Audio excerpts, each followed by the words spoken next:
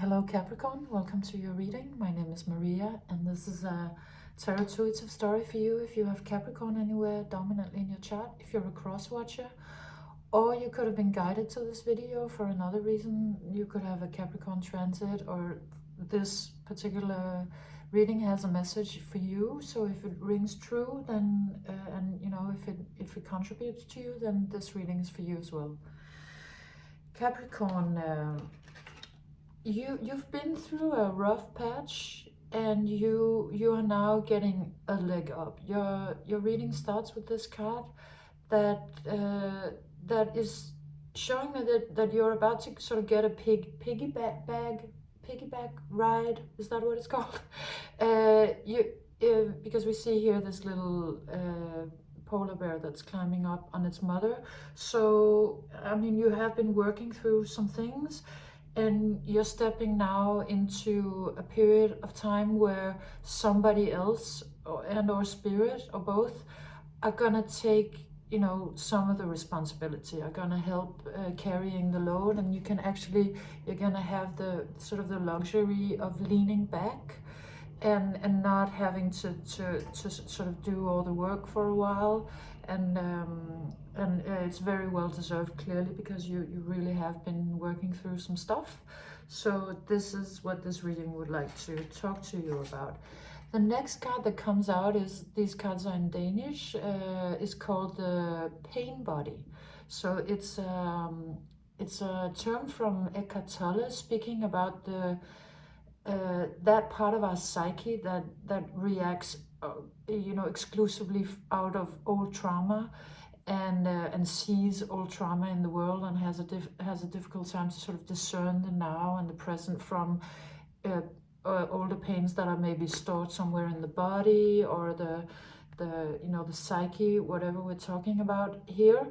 And so something has been triggering you, or something happened that triggered you. This could have been somebody who came in from your past, and then a lot of old patterns that emerged directly right away, and were sort of making some things maybe, at first I think unclear, but ultimately clear to you. And this also, because of this sort of clown right here, it's coming out as a trickster energy. So it could also have been something you discovered in your life, or even something in your body. But it was something that you realized, oh, here's something possibly from my distant past that is sort of running me around, that is sort of, it's a, you know how the trickster energy works, it keeps moving place, and it keeps you going around in circles, and it's just really counterproductive. So you must have, I'm assuming, identified some area of your life where you were just not really getting any traction, or something was keeping you in a loop. And the way it comes in with this card that's called stress, is that I think that maybe some other person or something triggered a stress reaction from you, and it possibly made you realize that there were some things in your life that were not really, I mean, certainly looks like you've been taking on too much, and it was possible for a certain amount of time, but the second this energy came in, you know, they came in as this monkey that's pricking to this balloon, and the whole thing fell apart. It looks like something or somebody came in that was possibly sort of a trickstery energy, and it just made you sort of, maybe you had 1,000 balls in the air, and I think more or less you probably dropped all of them, because of, you know, this situation being maybe very emotional, or chaotic, or, you know, brought you into a panic. Or maybe it was one of those things where that was like, you just had to throw everything you had in your hands to deal with only this. And could have been just a short, you know, panic, but could also have been a longer while. And but it is actually, it's triggering sort of a process and a realization for you, because it's you're realizing that, oh, there's actually a part of my life or my psyche where I've been going in circles. It hasn't really been moving. I was thinking it was going somewhere, but it's just been going around in circles. And you know how these things work also with like trauma loops. So it always starts out looking sort of differently than the last time, but then, you know, by the end of it, you realize, oh, this was actually all the same mechanisms, all the same things that played out in the same way. And this could have been a career thing, or a relationship thing, or you know, it'll probably be clear to you as the reading moves along. But you know, you're realizing that you've been spinning your wheels in some area of your life where you thought there was actually forward movement, but this thing coming in makes you realize, yeah, that there really wasn't. And so you're starting to question also the things that you've been dreaming about. This card is called Dreams. And I think you might have a realization that the things that you've been dreaming about have also sort of been going in a loop, that you've had some wishes or desires that seemed like they were moving forward in life, but maybe they were just sort of it was certainly not. I mean, I think you realized that it was not you were not making paradigm shifts. You were on a journey that kept just being sort of the same thing, except maybe for every step it was a little bigger or a little higher. And I think that was fine. You wanted that probably for a period of life, and being Capricorn, you know, you're climbing the mountain. But at some point, it looks like you realized that it was not enough. You might have gone through that step up enough times for you to realize that taking yet another step up on the same ladder is maybe not fulfilling you. And then what? And then another step, and then yet another step. I think something about this has you leaving unfulfilled. So you have been going in search for other answers. And it could also be just the fact you could have been actually stopped in your tracks because of this energy that came in. And then of course you would have to change your strategies for whatever area of life we're talking about. The aloneness card comes out. Of course, this is a sort of a hermit card. So this is about you going on an inner or outer quest to get answers, maybe about, you know, your own dreams, what it is that you should actually be dreaming about. If the things that you've been dreaming about until now are not actual progression, then what is? Maybe that's the question you're asking. So either way, you are sort of venturing into a little bit of a void space, as we have to when we take on this energy of the hermit, of the seeker, to you know, to find some real answers about some things that have been maybe had you spinning your wheels. So I think you were probably hoping that an answer would come fairly quickly.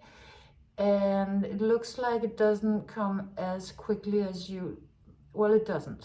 Let me just put it that way. Because this card comes out to the sea, and it looks to me a little bit like lost in the sea, but it's not. It's just perhaps your feeling like this quest where you go in search of answers looks a little, I mean, it kind of looks a little dismal, but maybe just primarily I see you as this little sort of, is that called a fairy? That you know, you have this magic, and you were hoping that, you know, with thinking about new ways of going about life and bringing your magic, you would sort of be able to manifest something new a little quicker than you have been able to.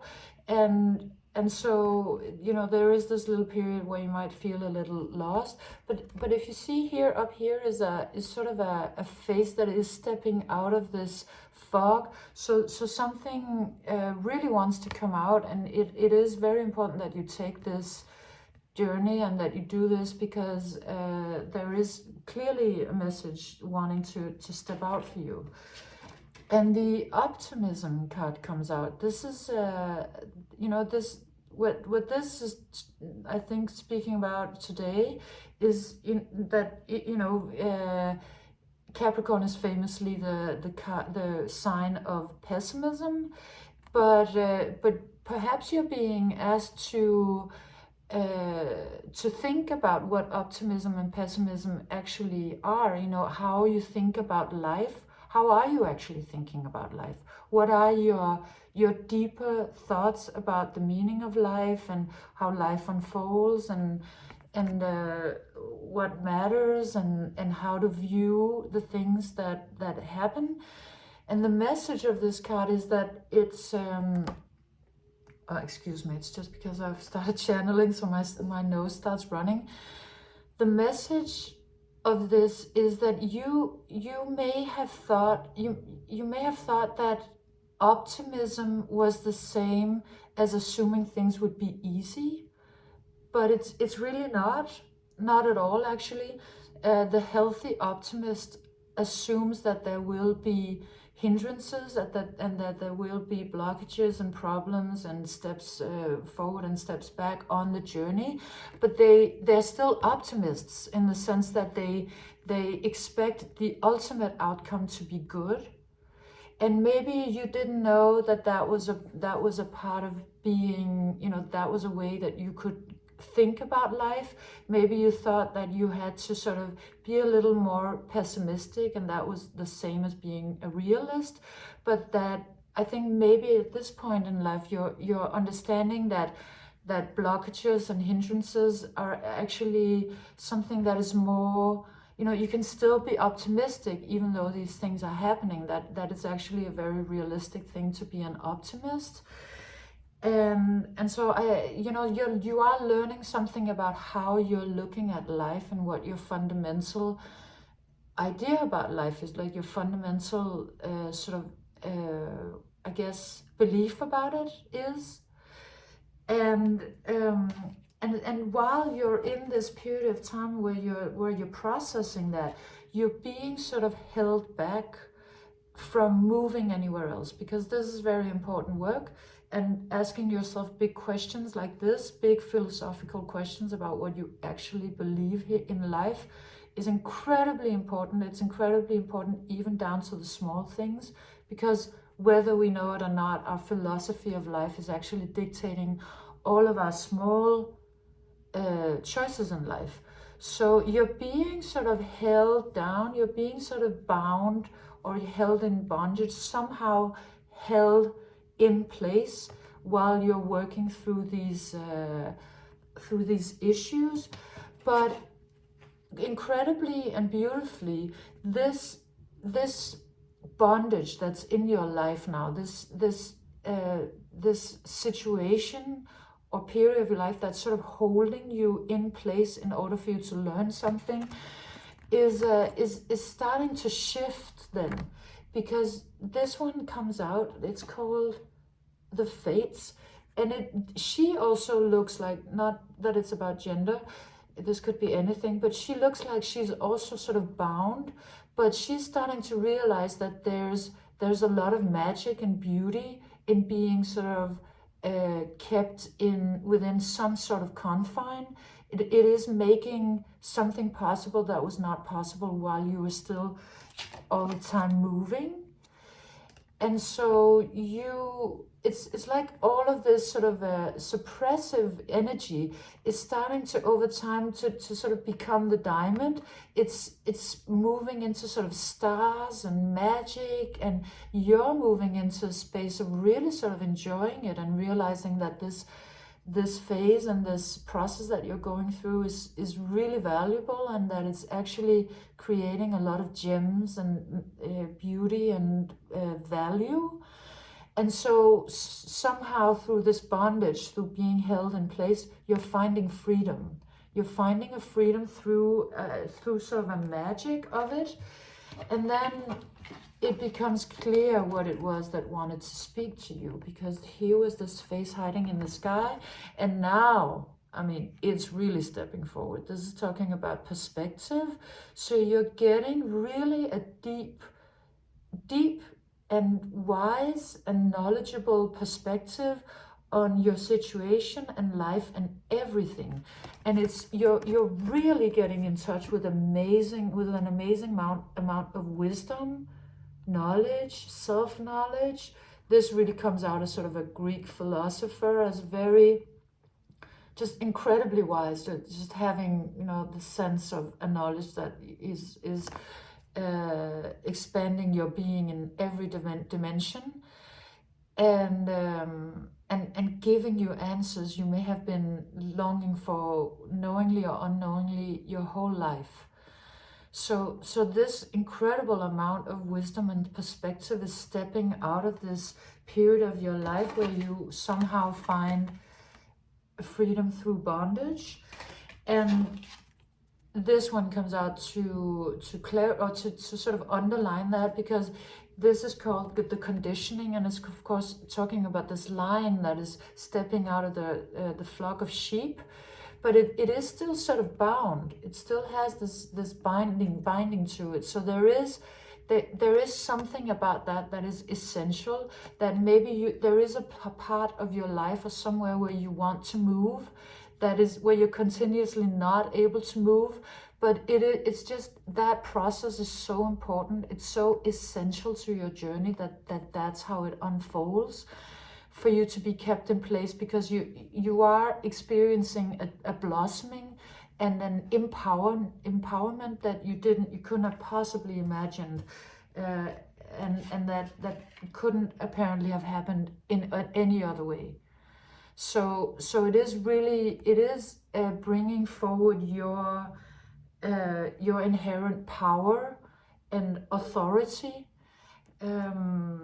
and so then once you're sort of reaching this realization, and maybe it's a realization about the fact that you are actually not like the others, you are actually not a sheep, and you maybe have been wearing some cloak like that for your whole life, that you know that you had to be something sort of, in a way that everybody says you have to be, in, you know, slightly conspicuous, and maybe not completely stepping out with this incredible amount of wisdom and perspective that you actually have, and that clearly shows us that you're not just, you know, of the mold. And you know, if you were in doubt about that, this period of your life came in to really show you that. So a new sort of sky or sea or possibility opens to you, because you were in something that was going around and round and round, but now it's not. It's actually, it's first of all, it's very spiritual. Looks like maybe you found spirituality at a level you hadn't before. And it's also very open. It has a lot of energy and momentum to it, and it is taking you completely out of this sort of foggy landscape where you felt a little bit alone, to something where you feel opportunities are opening back up again. And it also looks like this is the landscape in which something or somebody else can come in and give you a leg up to show you the way forward on this journey, because this would have not been easy to have been this confined for this long and having to be so confronted with yourself. And you know, maturing this much in possibly actually a very what's that called? A short amount of time is quite incredible. I mean, it might not have felt like it was a short amount of time while you were in it, but I mean, you are moving from this sort of fresh-faced energy to this incredibly wise energy in what is certainly a shorter period of time than it would have taken in you know, actual human years. So the sky is opening again, and the sea is opening, and quite the transformation then happens, because your reading ends with these two energies. With this card is called juiciness, and this is the transformation card, which is so it's also sort of death and rebirth, like real change. And this one looks to me sort of like both coming out of an egg, like the egg hatching, cracking open, and something very new and juicy and lively is stepping out of it. And this one, of course, being the most sort of transformative card of the decks, is always this transformation slash death slash rebirth card. So something new is going to happen. It is shifting for you very clearly, and you probably just needed to reach this amount of perspective on life and your situation and all of it, and quite the shift is really waiting in the wings to happen at this point. And it looks like it's incredibly lively and beautiful and joyful, and also sort of, you know, probably something about intimacy that is stepping, you know, onto the scene here. And it would make sense because you were kind of confined and maybe asked to do something very personal on your own, but then this leg up energy is really what the card is about. And here's a lot of leg. And so it looks like somebody else is coming in and maybe also reawakening sort of your, you know, the juiciness in your life, and then, you know, a whole new thing is about to begin from this point on. So this was your reading, Capricorn. I hope you enjoyed it and got something out of it. If you did, please leave me a like, a comment, and or a subscription. And I hope to see you again next time. Bye.